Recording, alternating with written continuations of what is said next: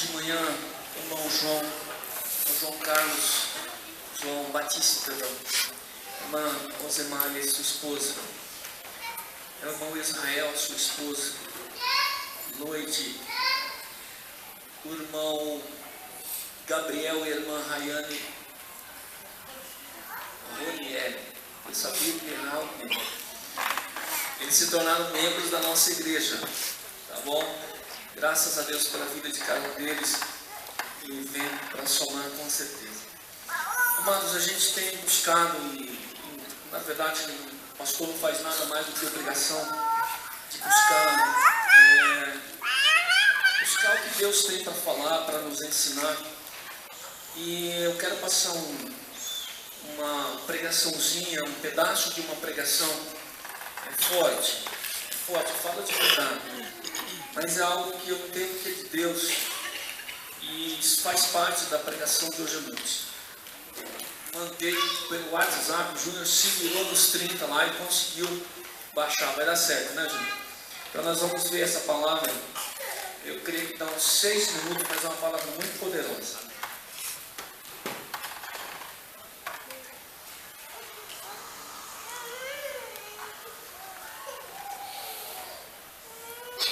Ver se vai dar certo, que é pelo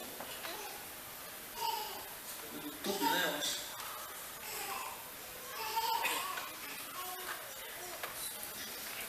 Televisão pequena tá.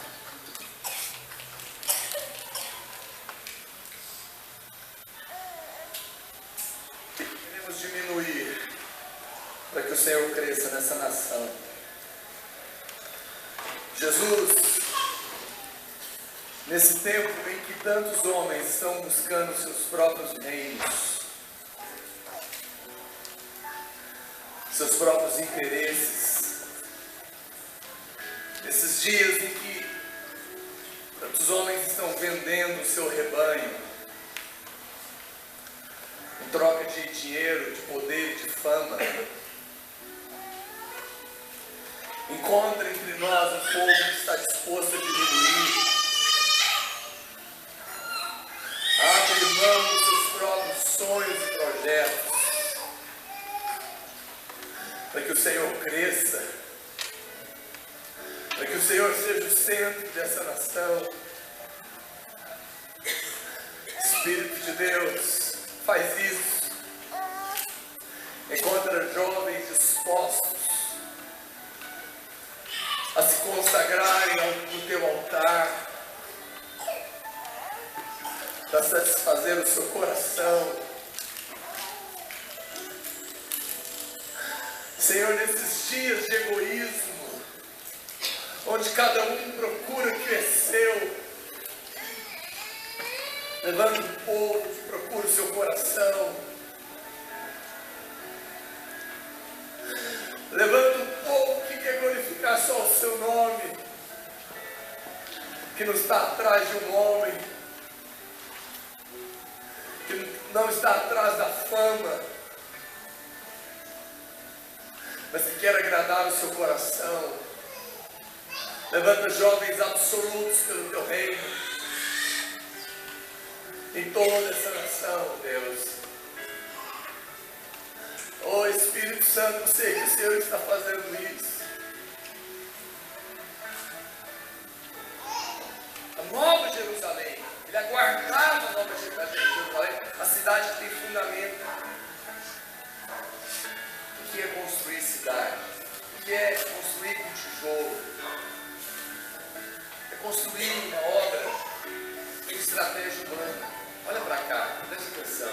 Você participa de uma igreja, você participa de uma rede jovem, você é líder lá. Nós não vamos tocar a nossa nação achando que trabalho com jovens, a nossa obra vai avançar, porque nós vamos fazer um monte de eventos, de embalos, gospel, sábado à noite. Não, isso não é obra de Deus. Mover de Deus é com pedra viva. Não dá para fazer mover com oba-oba. Não dá para fazer mover com tijolo. Pedra viva é gente que foi salva, que foi transformada por Deus. Você sabe, às vezes tem gente que fala assim, pastor, por que tanta gente converte e não fica na igreja. Acho que nós estamos com um problema de consolidação. Quem já ouviu falar isso? Só esses? Já ouviu falar isso? Pastor, tem um problema de consolidação na igreja. Não estamos conseguindo consolidar os nossos convertidos. Provável que tem. Mas vou ser honesto com você, tem um problema mais grave aí. Muito provavelmente que a gente está tentando consolidar a cobra.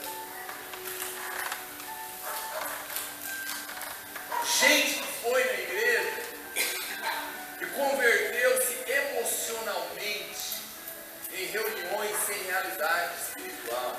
Tomou banho de piscina no dia do batismo e recebeu um carinho diferente, mas nunca nasceu de novo. Isso é tijolo. Isso não é pedra. Se nós queremos ver o mover de Deus, tem que ter gente nascida de novo entre nós. Pastor, como que eu sei que nasceu de novo?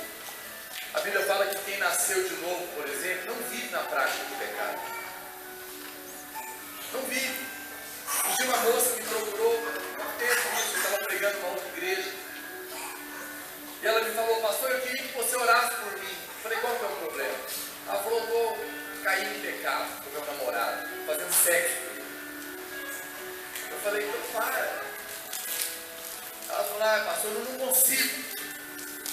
Eu falei, então casa, porque é melhor casar do que viver abrasado. Falou, pastor, não tem jeito de casar. Eu falei, então separa, rompe. Ela falou, pastor, o problema é que quando eu rompo, eu começo a fazer sexo com outros homens. Naquela hora eu parei. Falei, meu Deus do céu, preciso ouvir o Espírito de Deus agora, né? Eu falei, mas deixa eu te fazer uma pergunta. Quando você faz sexo com seu namorado, depois, o que você sente? Você fica mal? Você fica ruim? Te incomoda? Aí ela olhou assim, não, sinto muito bem. Eu falei, querida, com todo amor e carinho, você toma um banho de piscina no dia do batismo, carimbaram a sua testa, certo que você é crente, mas você está indo para o inferno. Você precisa nascer de novo.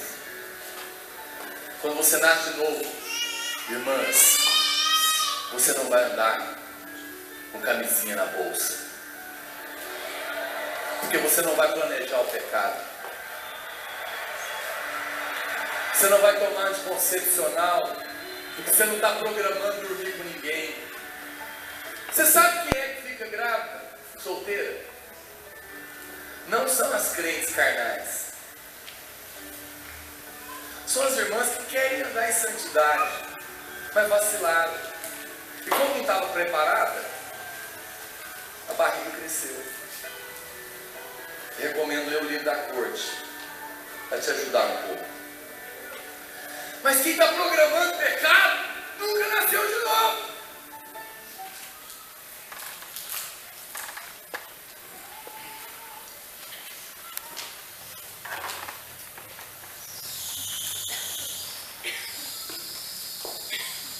Mateus 7, 24 a 29.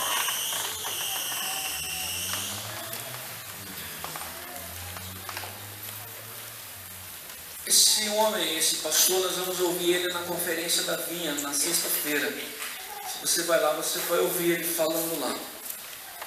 Mas essa palavra, ela é forte. A gente está tentando consolidar a cobra e às vezes a gente se sente culpado. Gente que não nasceu de novo, gente que não está querendo caminhar certo. Esse texto de Mateus 7, 24 a 29 diz que, você pode acompanhar na tela, isso, está lá. Vamos fazer o seguinte, vamos participar na igreja, ler os versículos que estão em amarelinho ali, mas é para ler de verdade, não é para ficar dublando, né? Não é teatro, não é de cinema. Diz assim: todo aquele, pois, que escuta essas minhas palavras e as pratica, assemelhá-lo-ei ao homem prudente, que edificou a sua casa sobre a rocha. E desceu a chuva, e correram rios, e assopraram ventos, e combateu aquela casa, e não caiu, porque estava edificada sobre a rocha.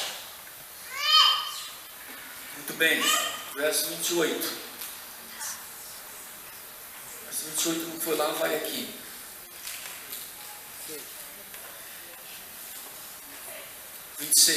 Vai lá, gente, 26, perdão. E aquele que ouve estas minhas palavras e não as cumpre, compará-lo-ei ao homem insensato que edificou a sua casa sobre a areia. E desceu a chuva, e correram rios, e assopraram ventos, e combateu aquela casa, e caiu, e foi grande a sua queda. Muito bem. Até aí é suficiente. Verso 28 e 29 diz que Jesus, ao concluir esse discurso, as multidões se maravilhavam da sua doutrina, porque as ensinava como tendo autoridade, não como os escribas. Deus, nós queremos ouvir a Tua voz todos os dias, ó Deus. Mas hoje é um tempo oportuno, ó Deus. Nós ouvimos aquele homem dizer palavras pesadas, ó Deus. Palavras que muitas vezes acontecem nas nossas famílias, ó Deus, mas nós estamos cegos. Porque, ó Deus, de alguma forma, ó Deus, a igreja brasileira não está entendendo, a juventude brasileira ainda não está no mover do Teu Espírito Santo, Deus. Nós ainda não estamos Te buscando como deveria, ó Deus. O Senhor ainda não é prioridade na nossa semana. A gente nem quer fazer parte de célula, de grupo de encontro. A gente não tem o Senhor como prioridade, Deus. E a gente quer o mover do Senhor sobre o sítio cercado. A gente quer ver a violência do país recuando, ó Deus. A gente quer ver a corrupção recuando. Mas nós ainda não queremos fazer parte dessa mudança. Deus Santo, nós queremos ouvir o Senhor falar conosco, Deus. Nós não queremos uma igreja doente, assim como nós não queremos familiares doentes. Por isso, fala conosco, Deus, nessa noite, pela Tua misericórdia, em nome de Jesus. O verdadeiro crescimento é quando nós aplicamos à nossa vida o que nós aprendemos. Portanto, que ouve e pratica essas palavras. Júnior, tem aquela imagem primeiro lá. Alguém sabe o que é esse negócio aí? Ali ficou escuro, mas tudo bem. Você sabe o que é aquele negócio ali? É um vírus. Que vírus que é esse aí? É o ebola, está escrito, né? Eu devia ter pego um que não tivesse escrito, mas tá bom. Esse é o vírus ebola. E existem alguns vírus na vida da igreja. E a palavra que Jesus falou, o que ouve e pratica, nós temos dois tipos de crente. Eu ouvi esse negócio. Tem o crente inchada e o crente pá. O crente inchada é aquele que puxa tudo para si. Ele diz, essa palavra é para mim, essa palavra é boa, essa palavra eu preciso dela. É para mim essa palavra. E o crente pai é aquele que pega e diz, pai, essa palavra aqui é para o irmão que não veio, essa palavra aqui é para a minha tia, essa palavra aqui é para a minha vizinha. Naturalmente, irmão, nós já somos acusadores, mas ouvir é algo que nós devemos buscar e desejar para nós.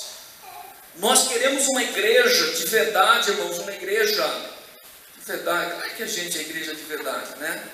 Mas uma igreja que está buscando, está sedenta da vontade de Deus.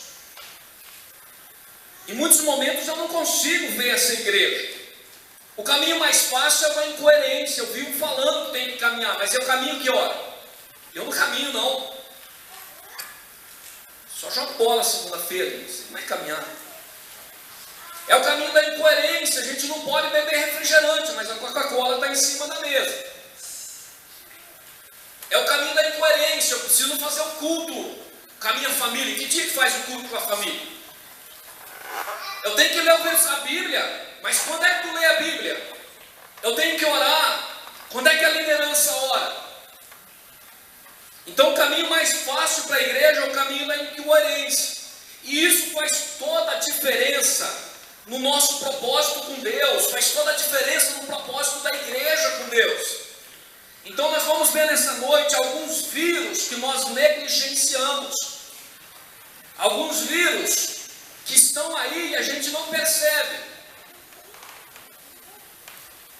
Você sabe que existem vírus que ele fica incubado por vários anos, mas ele está lá dentro, pronto para se manifestar. Existem alguns vírus dentro da gente que está louco para se manifestar. É só o diabo experimentar, ter a oportunidade e ele vai acionar. Então o primeiro vírus que nós negligenciamos é a desconfiança mútua. É o vírus da desconfiança. Quando nós caminhamos com alguém que nós não confiamos, é um grande problema. É a confiança que gera equipes. Aquele não é o Arthur, mas parece.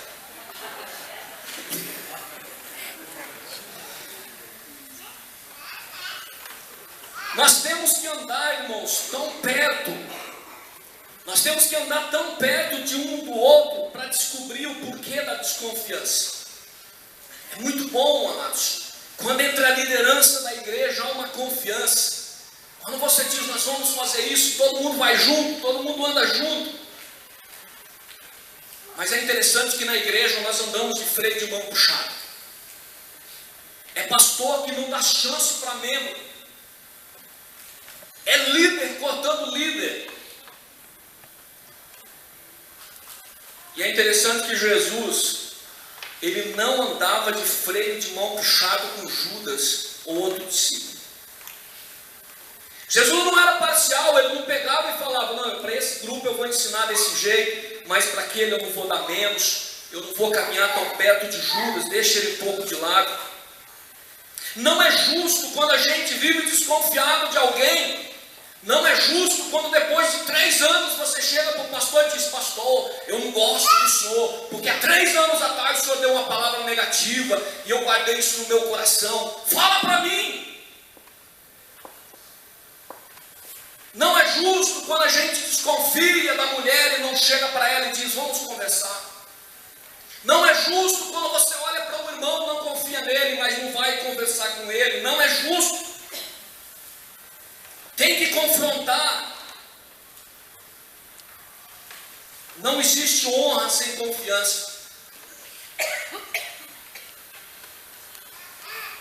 Tem coisa que você ensina, mas você não fica pedindo. Então, amados, nós precisamos caminhar juntos.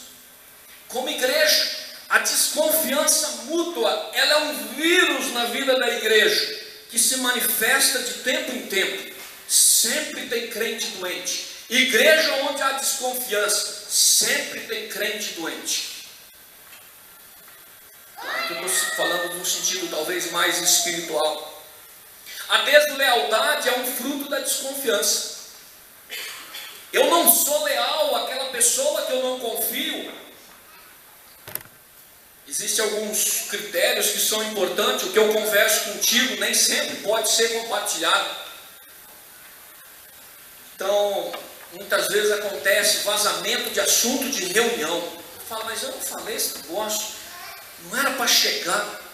Aí alguém chega para mim e diz, pastor, tu falou isso tal dia. Eu falo, mas eu não conversei isso com você, mas eu fiquei sabendo. Isso chama de deslealdade. O que diz respeito a Paulo, você fala com quem? Com Paulo. O que diz respeito a Barnabé, você fala com quem? Com Barnabé. O que diz respeito a você, você fala com quem? Com quem tu quiser. Com quem você quiser. Irmãos, a igreja, ela vive de pessoas e ela é extremamente dinâmica. A igreja ela é dinâmica. Então, gente que com o crescimento do trabalho acaba não crescendo junto, acaba perdendo espaço. Muitas vezes se afasta e depois quando volta, fica ressentido, fica magoado. Com isso, todas as vezes que nós ficamos magoados, nós somos feridos e vamos ferindo pessoas. A desconfiança mútua, ela é um grande problema. O respeito combate a desconfiança. Eu não desconfio de pessoas que me respeitem, mas eu desconfio de todas as que não me respeitam. Considerar, a palavra diz que nós devemos considerar uns aos outros superiores a si mesmo. Superiores. Então esse é o padrão de Deus. Eu preciso olhar e ver a liderança, olhar aquele irmão e dizer, ó, Deus o colocou lá, Deus tem propósito para ele estar lá. E não olhar e dizer, ah, mas eu acho que eu faria melhor, talvez até fizesse. Em um conflito alguém tem que tomar a cruz. Sempre que há uma desconfiança, um problema, alguém tem que tomar a cruz. Se nós estamos lidando com cristãos, alguém tem que ficar lutando. Seria bom que fosse o lado errado, mas mesmo se o lado errado não reconhecer, quando há desconfiança, o relacionamento sai do eixo. Há um ditado que diz que dois bicudos não se beijam, né? Não se bicam, eu acho que não é se beijam, se bicam, né? Os dois têm que ter humildade. Muitas vezes, irmãos, no ministério, eu acho que a parte mais chata do ministério é quando alguém sai da igreja. Nós começamos um programa agora, nós falamos ontem na reunião da diretoria, até o dia do aniversário, os 15 dias antecedentes, nós vamos atrás de todos os membros da igreja. A gente vai mandar WhatsApp, a gente vai mandar Facebook, a gente vai mandar e-mail, a gente vai mandar sinal de fumaça. A gente vai encontrar de algum jeito, vai dizer onde você está. É o momento mais complicado, é quando alguém sai da igreja. Mas faz toda a diferença se essa pessoa saiu da igreja porque você não deu atenção, ou se ela saiu da igreja porque ela quis. É inevitável.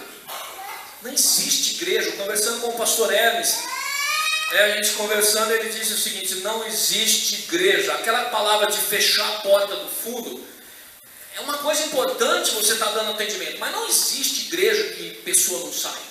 Qualquer igreja alguém sai, mas agora ela precisa sair sem estar magoada contigo.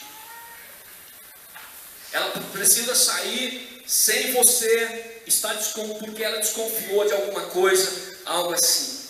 Então a desconfiança é um vírus muito sério na vida da igreja. Se você é um crente desconfiado de todo mundo, precisa procurar o Espírito Santo. Precisa procurar Deus e ver por que você age dessa forma. Um outro vírus que nós negligenciamos é o vírus chamado medo do conflito.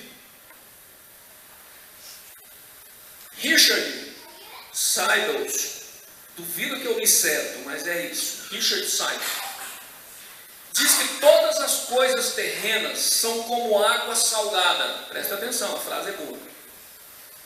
Todas as coisas terrenas são como água salgada. Fazem aumentar a sede, mas não satisfazem.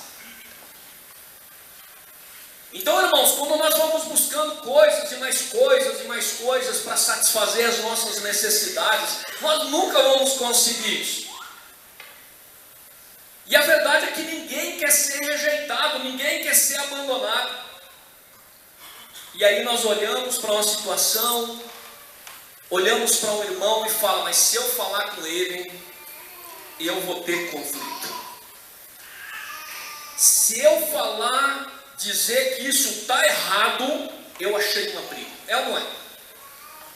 O filho do irmão está jogando o microfone para cima. Você fala, R$1.500 vai por água abaixo daqui a pouco.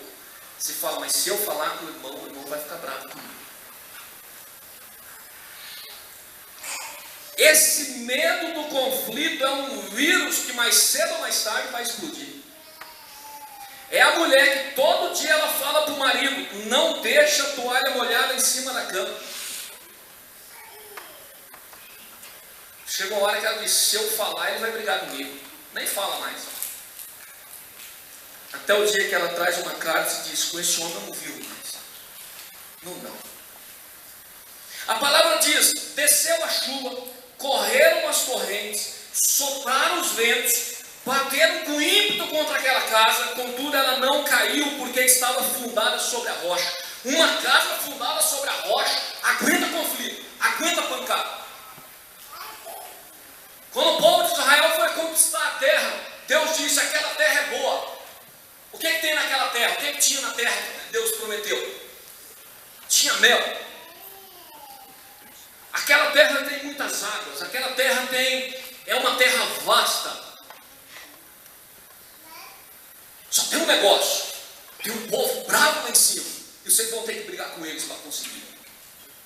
Vocês não vão conseguir sem batalha, não. Irmãos, nós temos uma terra prometida, mas agora nós estamos indo para a conquista dessa terra. E na conquista dessa terra vai ter conflito, sim, senhor. Agora, antes que a gente fale, certas separações são bênção. São bênção. Ou vai dizer que a separação entre Abraão e Ló não foi bênção? A vida continuou. Não dava para conciliar. E eles nem tinham problema entre si. Paulo e Barnabé também se separam ali e a obra de Deus avança. Não é o menininho João Marcos que vai ser problema. Eu aprendi uma coisa essa semana muito poderosa. Eu não brigo com o pastor por causa de ovelha. Não pode nem pensar. Veio um irmão da igreja tal, aqui na Vila Americana, amém, aleluia. Mas eu não vou brigar com o pastor por causa de ovelha e ele não vai brigar comigo. O meu vínculo com alguém precisa estar acima de todas as coisas. O meu vínculo com as pessoas, ela precisa ser levada a sério. Então esse medo do conflito, irmãos, ele é muito sério. Tem gente que sai da igreja por lealdade, já viu isso? Gente que diz assim, não, já teve. Chegou para mim e falou, pastor, preciso conversar contigo. Eu não concordo com o pastor, né? Não concordo com o pastor fica falando que, né? Eu não concordo, mas eu vou sair porque senão eu vou atrapalhar o ministério. E tem gente que é desleal e fica, né? Fica remando o contrário e acha que está fazendo certo, né? Não, eu estou indo aqui para esse lado. E aí o conflito ele se torna inevitável. Mas tem uma coisa, irmãos. É no conflito que as pessoas se conhecem. É no conflito que mostra que está vivo, está crescendo. Tem um casal que todo mundo tinha problema de casamento naquela reunião. Só um casal que não tinha. Aí o líder falou, mas não é possível, rapaz. Só você que não tem, todo mundo tem problema. Mas aí que aquela mulher, ela não respondia nada. Ela ia engolindo sapo a vida inteira. Tem que ter conflito. De vez em quando eu e a Aga sempre sai ali nos gritos. Baixo para o vizinho ouvir. Não concordo mesmo. E vai embora. É um conflito, depois se ajeita, fica bom. Fica melhor que antes. As pessoas não vêm no encontro marcado, faltam no culto, deixa o líder de jovem na mão no sábado à noite. E tu tem que ficar quieto. A pessoa marcou a célula, o pessoal foi lá e encontrou a porta de casa fechada e tu tem que ficar quieto. Eu deixei 2 irmãs plantadas no domingo passado, porque estava tendo renovo e eu esqueci de avisar que não ia passar para pegar ela. Levei a maior bronca. E elas estão certas. Não dá bronca mesmo. Conflito. Irmãos, até quando nós vamos aturando determinadas coisas? Na igreja tem irmãos que não se falam 10, 15, 20 anos. Tem um que chegou a dizer o seguinte, rapaz, mas vocês vão para o mesmo céu. Ele falou, não, mas eu vou morar de um lado e ele vai morar do outro. Já estava planejando e brigaram para o céu. Tem que tratar dos conflitos, irmãos. E tem uma coisa, eu estou aprendendo umas coisas muito simples, irmãos. O irmão só sai da igreja se nós falarmos graça, né? Porque ele sabe que foi com amor aquela correção. Nós estamos com um projeto, né, de falar. E a gente quer contar com a integração de pastores, diáconos da igreja, líderes de célula, professores de EBD. Porque não dá para a gente viver mascarado.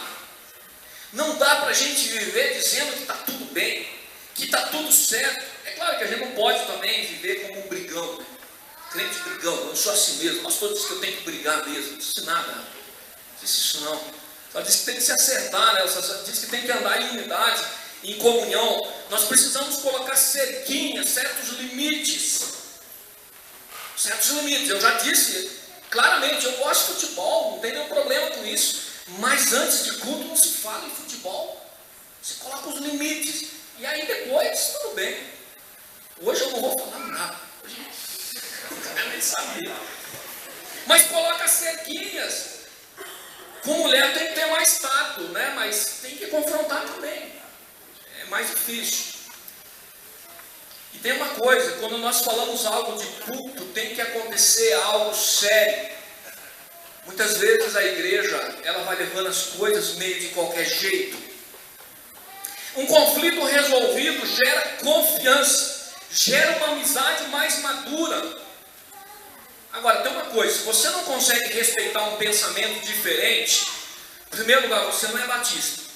Se tem 3 batistas, tem uma assembleia. E provavelmente vai ter 2 ou 3 propostas ali. Pensamento diferente, irmão. Se você não consegue conviver, provavelmente você não está preparado para viver em sociedade. Casar nem pensar. Um marido sem freio é um ônibus da descida sem freio. Tem que ter uma mulher firme do lado. A mulher deve ter o direito de falar para o marido, quando o marido chega tarde: onde tu estava? Intimar. Diz que todo homem de Deus tem uma mulher brava do lado.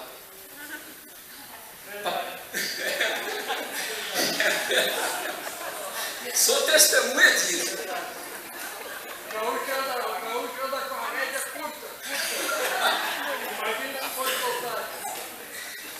Diz que todo homem de Deus é casado com uma mulher brava, né? Não sei se é verdade. No meu caso é verdade, mas da mesma forma o marido, né? O marido também, ele tem que confrontar se a esposa é contenciosa, saideira, faladeira, fofoqueira e todas elas que vêm por aí. O marido tem que falar: a mulher, tu fala demais, tu não devia ter falado aquilo. A grande verdade, irmãos, é se a esposa, se o pai nosso, se o nosso pai, se a nossa mãe não colocasse freio em nós, a gente não seria essa beleza que nós somos hoje, né?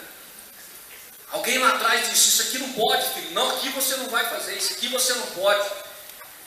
Tem um pastor que ele comeu bife e batata frita por 23 anos, sem gostar. 23 anos alguém inventou de falar para a esposa dele, antes de casar, que ele gostava de bife e batata frita. E ele falou: não vou desagradar essa mulher. Até que um dia ele falou: não tem uma coisa diferente, não. Aí ela falou: porque tu não gosta? E ele distraiu e disse: não gosto. Ela falou: por que tu não falou? Conflitos existem, mas os vencedores são homens espirituais que resolvem os conflitos. Somente pessoas carnais não conseguem sentar numa mesma mesa. Pessoas espirituais sentam e dizem: entre nós aqui há o Espírito Santo, vamos conversar. Vamos conversar. Paulo e Pedro tiveram diferenças que foram resolvidas no Espírito Santo. Até Barnabé, Paulo chegou e Barnabé estava lá, né, pregando umas doutrinas judaicas. Paulo falou: que isso, Barnabé? Até tu? Conflitos. 1 Samuel capítulo 13, no versículo 8, diz assim a palavra de Deus. Aqui eu não vou explicar todo o contexto, mas lendo já dá para entender, né? Diz assim: esperou, pois, 7 dias. É o Saul. Saul esperou, pois, 7 dias até o tempo que Samuel determinara. Não vindo, porém, Samuel a Gilgal, o povo, deixando a Saul, se dispersaram. O que aconteceu? Ia ser oferecido um sacrifício, mas tinha que esperar o Samuel chegar. E o Samuel resolveu demorar. Demorar não, ele veio no tempo dele. Aí o verso 12 diz assim: eu disse, agora descerão os filisteus sobre mim a Gilgal, e ainda não aplaquei o Senhor. Assim me constrangi e ofereci o holocausto. O Saul preferiu agradar o povo do que agradar a Deus. Falou, não, se eu demorar mais eu vou perder o povo, eu vou oferecer o sacrifício agora. Irmãos, o medo do conflito faz com que nós tenhamos mais medo do homem do que de Deus. Você quer conhecer alguém bravo? Numa reunião, tá aquela reunião quente, mas quem vai falar com fulano? Aí todo mundo diz, não, você fala, não, isso aí deixa que está me agoniza, não fala, o pastor Paulo vai falar, todo mundo sai fora. Estamos falando de alguém bravo, não tem isso, né? Quando aparece esse negócio, isso vai gerar uma falsa aparência. Então, irmãos, nós não podemos ter medo dos conflitos, eles vão surgir, mas eles são necessários. Um outro vírus que nós negligenciamos é a falta de compromisso genuíno. Irmãos, isso é um vírus que vai consumindo a vida da igreja. Todo aquele que ouve estas minhas palavras e não as põe em prática, todo aquele que ouve essas minhas palavras e não tem um compromisso sério com elas, será comparado a um homem insensato que edificou a sua casa sobre a areia. 2 Crônicas, no capítulo 25, verso 2, diz assim a palavra do Senhor: Amazias fez o que era reto ao Senhor. Irmãos, alguém que faz o que é reto ao Senhor, está certo? Está certo, igreja? Está certo. Igreja acorda. Está certo, feito o que é reto, está certo. Só que o versículo continua dizendo, mas não foi com interesse de coração. 2 Crônicas 25, 2. Amados, muitas vezes nós vamos a cultos, vamos a vigílias, cumprimos as tarefas, mas nós não fazemos com compromisso, com encargo genuíno. A gente não está fazendo para Deus. E Deus não vai aceitar. Não basta estar presente, tem que estar junto de verdade. Sabe por que muitos não participam de uma célula ao meio de semana? Eu vou ser bem honesto contigo. Se você disser para mim, pastor, eu não participo porque eu tenho muito cargo na igreja, nós vamos tirar os seus cargos para você participar. Mas a verdade é que não é essa. A verdade é que participar de uma célula requer compromisso. A verdade é que participar de uma célula requer compromisso. Nós vamos a cultos, nós vamos a vigílias. Muitos não lideram de forma forte na igreja porque não entenderam que a falta de compromisso é um vírus que adoece a vida espiritual de qualquer um. Gente com capacidade para liderar, gente com capacidade para dar uma boa aula de EBD, gente com capacidade, mas que diz, eu não quero esse negócio. Com o crescimento, irmãos, muitas vezes se perde a vida. Com o crescimento da igreja, muitas vezes se perde o que há de mais de essencial. Pastor Paulo, nós estamos aqui na oração hoje, oração depois do almoço. Pastor Paulo está dizendo, igreja de 1.500 membros, 100 e poucos vieram orar. Como?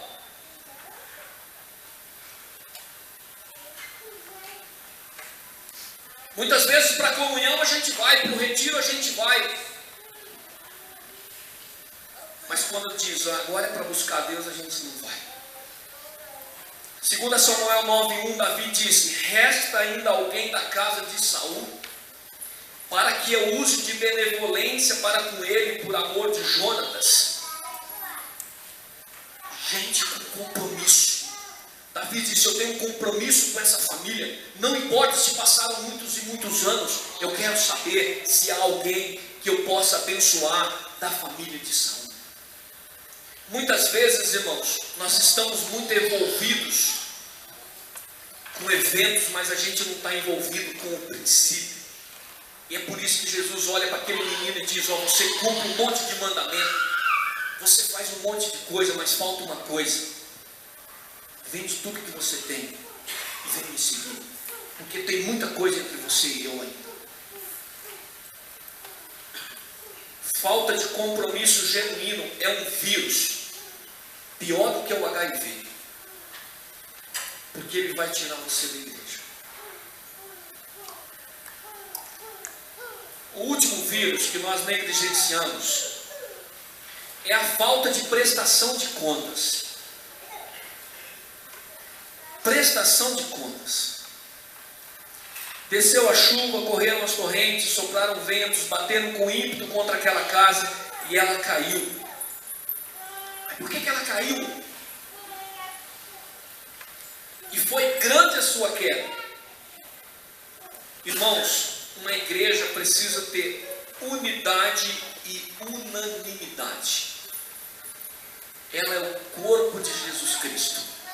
Não pode ter dois pensamentos, duas cabeças em um só corpo. Isso chama-se anomalia. Existe um princípio de Babel. No princípio de Babel é o seguinte: se não zelar pela unidade e unanimidade, nós não avançamos. Deus disse: se esse povo andar todo mundo junto, ninguém segura ele. Então, irmãos, existe um ciclo para a divisão da igreja. Presta atenção. Existe um ciclo para a divisão da igreja. Existe um ciclo para a divisão da sua casa.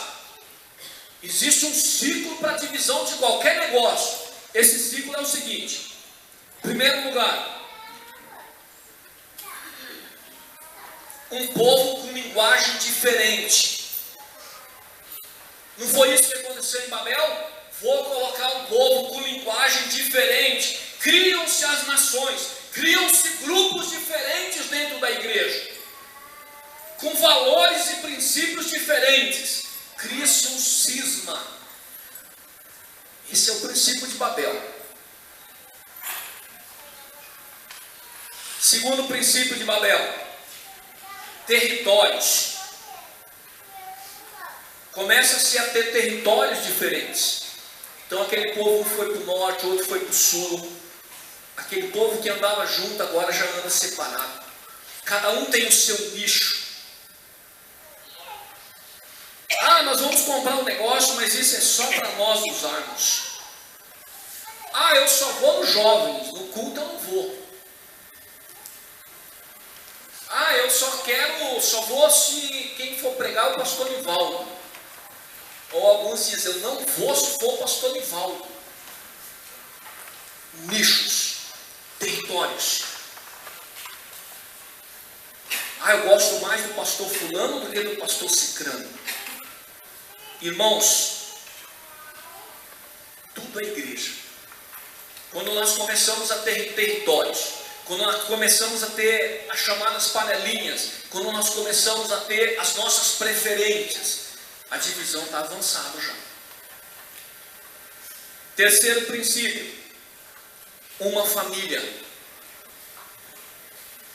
Uma pessoa, para se consolidar na igreja, ela precisa se ligar pelo menos a 3 pessoas. Aprenda isso.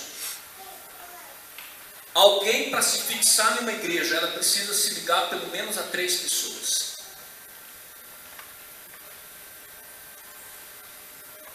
Mas não pode virar uma família. Não aparece nas reuniões, não está disponível para fazer nada que envolva os outros. Quer dizer, eu tenho a minha família, eu tenho a minha célula. Se a minha célula está lá, eu estou. Se a minha célula não está, eu não estou. Então você já não faz parte de uma igreja, você faz parte só de uma célula. E não existe igreja célula, existe igreja de célula. Não quero complicar também. Sabe como é que se consolida uma divisão? Levantar um líder. Alguém mais importante que o homem da casa, ou alguém mais importante que o pastor, que seja. Mas quando aparece essa figura de um líder, a divisão está concluída. É por isso, irmãos, que na igreja nós temos que caminhar juntos, tem que ter essa prestação de contas. Alguém tem que olhar para você nos olhos e dizer: esse caminho está errado. A partir do momento que alguém faz como aquela jovem: eu não ligo, eu ando assim mesmo, que o pastor falou, isso está errado. Como igreja nós temos que ter duas coisas: unidade e unção. Se não tiver unidade e unção, irmão, não se converte gente.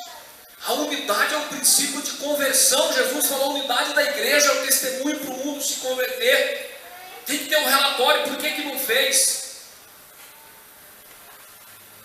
Não dá para ficar reclamando, tem que pedir ajuda, né? A igreja de um pastor, posso citar o nome dele, não tem problema. Eles fazem o seguinte: eles mandam relatórios para o líder através do WhatsApp. Toda célula, ele reúne o povo no canto, bate a foto e manda para o supervisor. O supervisor fala: beleza, mas na semana passada tinha uma mais aqui, o que aconteceu? Sabia disso? Prestação de contas. Agora tem um negócio muito importante, já estamos indo para o final. Prestar contas tem que ser um ato de submissão e não de obrigação. Você entendeu isso? Prestar contas tem que ser um ato de submissão e não de obrigação.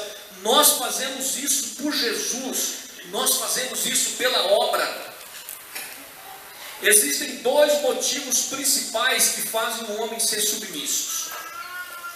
Dois motivos. Sabe quais são?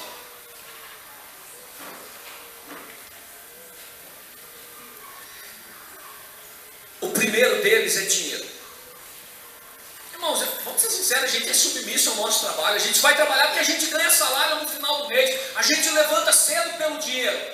E não tem nada de errado com isso. E sabe qual é o outro princípio de submissão? Por amor. Na igreja nós somos submissos por amor. É por amor a Jesus que a gente olha e diz: não, eu vou fazer isso. É por amor a Jesus que a gente faz as coisas. Então prestação de contas só funciona quando nós estamos próximos. A falta de prestação de contas gera um padrão baixo, irmãos. É um vírus que mais cedo ou mais tarde, toda igreja em célula que não dá certo, não tem prestação de contas. É claro que sem oração não vai nada, né? Jesus falou que sem Ele nós nada podemos fazer. Por isso é muito importante, amados, a gente ter a prestação de contas diária lá na nossa casa. O nosso filho chegar e dizer: pai, hoje eu fui em tal lugar. Você que é jovem, tem que ligar. Dizer: pai, eu estou em tal lugar, eu saí com fulano, eu estou voltando em tal hora, eu posso ir, eu posso não ir. Prestação de contas. Quando a gente anda de qualquer jeito, o resultado vai ser um vírus que mais cedo ou mais tarde vai destruir e vai causar muito estrago. Portanto, amados, se algum desses vírus está instalado no seu coração, o vírus da desconfiança: eu não consigo confiar em fulano, eu não consigo confiar. Amados, sabe por que a gente confia um no outro? Porque entre nós há o Espírito Santo de Deus. Eu não estou confiando porque fulano é maravilhoso ou isso, aquilo. Nós confiamos porque há o Espírito Santo de Deus. A filha do pastor Edir Macedo, não sei se Edir Macedo é pastor, se é bispo, se é qual que é estágio que ele está? Bispo, né? A esposa dele, a filha dele, disse algo muito interessante. Ela escreveu um livro chamado Casamento Blindado. E ela, dando uma entrevista, ela disse o seguinte: eu tinha um sonho de casar com um moço crente, por um motivo. Porque antes de me trair, ele estaria traindo o Deus dele. Amados, se você tem o vírus da desconfiança, joga esse negócio fora. Isso paralisa qualquer um. Se você tem o vírus do medo do conflito, isso vai fazendo você ficar magoado por dentro, arrebentado por dentro. Tem que ter uma hora que tem que chegar, sentar e falar: eu preciso falar um negócio aí. Eu não sei se tu vai aguentar, mas eu preciso falar. Estou até com medo da fila que vai se formar hoje ali, tá? Não é tanto assim, né, irmãos? O vírus da falta de compromisso. Falta de compromisso, irmão. Jesus falou: você só é meu discípulo se você fizer o que eu te mando.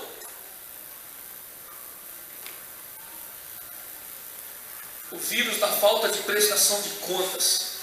Amados, nós vivemos num mundo extremamente egocêntrico. A gente não quer dar satisfação para ninguém. Isso é um mal muito grande. Nós vamos estar cantando. Os músicos se prepararam. A gente vai estar adorando o nosso Deus. E nós gostamos, nós queremos aquela igreja que nós ouvimos aquela pregação forte no começo.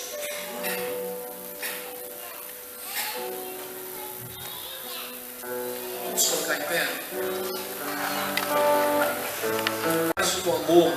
E aquele livro a gente é confrontado a ver qual a linguagem que a gente mais se identifica, se é recebendo presente, se é recebendo palavras amorosas, se é através de um abraço.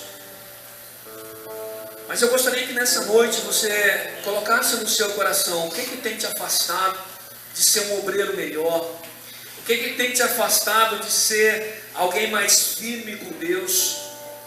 Será que um desses 4 itens tem machucado o seu coração? Tem impedido você de dar um passo mais forte? A desconfiança, talvez o inimigo tenha colocado no seu coração uma desconfiança, e essa desconfiança tem impedido de você dar um passo a mais, um passo em relação ao batistério, um passo em relação ao pastor. Você não gosta da figura de um pastor, um passo em relação ao seu vizinho, um passo em relação a uma pessoa do seu trabalho. Você não consegue confiar. Ou talvez você tenha medo de conflito e isso tenha machucado o seu coração. Ou talvez você não consegue se comprometer com a igreja do Senhor. Sempre tem alguma coisa mais importante. Sempre tem alguma coisa que te puxa mais. Ou talvez você não tenha compromisso suficiente para dizer: pode mostrar onde eu estou errado, eu quero prestar conta sim. Onde é que Deus precisa trabalhar no seu coração? Irmãos, quando uma igreja vai crescendo, ela precisa de gente mais madura, gente mais firme. Eu quero orar por você nessa noite. Eu não vou pedir para você sair do seu lugar, para você vir aqui à frente, mas eu vou pedir para você com sinceridade colocar a mão no seu coração e dizer: Deus, eu quero melhorar essa parte, eu quero ser curado disso. Eu não quero ser como aquela menina que conversou com o pastor e o Espírito Santo nem falava com ela mais quando ela pecava. Eu quero ser de uma geração que tem compromisso com o Senhor. Eu quero ser de uma geração que vai mudar o Brasil. Pai, nós estamos diante do Senhor nessa noite, Deus. E nós entendemos que a igreja brasileira, como a igreja mundial, ó Deus, muitas vezes há vírus que atacam, ó Deus, impedem o seu crescimento, Deus. Há vírus, ó Deus, que atacam a igreja, ó Deus, e adoecem de uma forma severa. Nós queremos repreender em nome de Jesus, Deus. Nós não queremos essas coisas na nossa vida, Deus. Mas Santo, eu não quero nada, Senhor Deus, semeando entre os pastores dessa igreja, Deus. Precisa haver uma confiança muito forte, Deus. Entre as lideranças dessa igreja, Deus, nós queremos uma confiança muito forte. Uma liberdade, ó Deus, para conversarmos, ó Deus. Uma liberdade para orarmos juntos. Nós não queremos isso aqui, Deus. Pai Santo, nós queremos que o conflito se faz necessário tantas e tantas vezes. Mas não a briga, Deus. Mas muitas vezes o conflito de chegar para alguém e dar uma palavra, Deus, e sarar o nosso coração, ó Deus. Tenha misericórdia, ó Deus. Eu não acredito em um céu onde crentes vão sem falar com o outro. Deus, tem algo errado com isso. Pai, derrama da santidade do Teu Espírito Santo sobre nós, ó Deus. Nos dá os olhos de Jesus, ó Deus, para ver mesmo aquele ladrão na cruz, ó Deus, como alguém precioso. Deus, tira de nós essa falta de compromisso que muitas vezes nos permeiam, nos tiram o foco, Deus, nos tiram da igreja por semanas e até por meses, nos tiram dos convívios de um lar, ó Deus. Essa falta de compromisso até mesmo dentro de um casamento, Pai. Essa falta de compromisso, ó Deus, muitas vezes até mesmo com a família, Deus. Não permita que a gente viva, Senhor Deus, com essa falta de compromisso. Deus, nos dá um coração submisso, Deus. Um coração que pode chegar para alguém e dizer, ó, se tiver algo, pode falar, porque eu quero crescer. Abençoa o teu povo nessa noite, Deus. Cada pessoa que entrou aqui, ó Deus, que nós possamos sair, ó Deus, mais consagrados, ó Deus, diante do Senhor. Que nós possamos sair mais compromissados diante do Senhor, meu Deus. Nós temos 268 membros no hall de membros, ó Deus. Nós ainda queremos um culto com 268 pessoas aqui, Deus. Nós queremos, ó Deus, pessoas que um dia fizeram uma promessa ao Senhor e se esqueceram delas, ó Deus, no seu compromisso financeiro. Deus, nós queremos ter esse compromisso com o Senhor. Abençoe o teu povo, ó Deus. Que cada pessoa que vem aqui possa saber, ó Deus, que é amado do Senhor. E que o Senhor está esperando de braços abertos, ó Deus, se precisar de um retorno. Abençoe, Senhor Deus, que essa semana seja uma semana abençoada. Deus, obrigado pelo que o Senhor operou na vida da irmã Jennifer, Deus. Obrigado pelo que o Senhor operou na vida da irmã Regina, Deus. Ela está se recuperando de uma forma muito forte. Obrigado pelo que o Senhor tem operado na vida da irmã Roseli, Deus. Obrigado pelo que o Senhor tem operado na vida de tantos irmãos que nós temos orado, Deus. Pai Santo, obrigado pela resposta de oração que o Senhor me deu, ó Deus. E ficou tão claro que foi resposta de oração do Senhor. Pai, abençoa, Deus. E que a graça do nosso Senhor Jesus Cristo, o amor de Deus Pai e a comunhão do Espírito Santo seja com todo o seu povo aqui presente e com todo o seu povo na face da terra. Amém. Que Deus nos abençoe.